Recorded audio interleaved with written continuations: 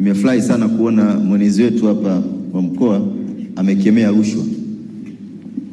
Amekemea rushwa na amesema sasa hivi wakati bado wa kugombea, lakini tuna ushahidi kwamba wako baadhi ya viongozi wa chama ndani ya mkoa na ndani ya wilaya ambao wanapita na wagombea na wanatoa rushwa.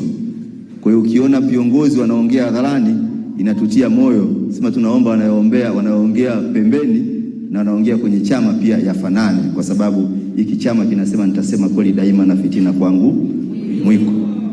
Lakini kwa wale ambao wanapita nje ya utaratibu kutoa rushwa, nataka niwaambie chukueni hizo fedha, kwa sababu hamjawaomba, wamewaletea wenyewe, na wakati wa kula ndio huu hapa.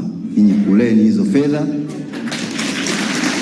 na kama walikuwa wanawapenda miaka 5 yote walikuwa wapi?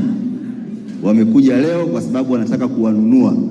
Wakizileta kuleni, wakati ukifika nendeni mkachague kwa haki. Wangapi mmenielewa kwa hilo somo? Watu wa City mnatisha sana. Lakini mimi ni mbunge niliyoko madarakani. Diwani ni diwani aliyoko madarakani. Wenye viti ni wenye viti walioko madarakani. Sisi ni wajibu wetu kufanya kazi.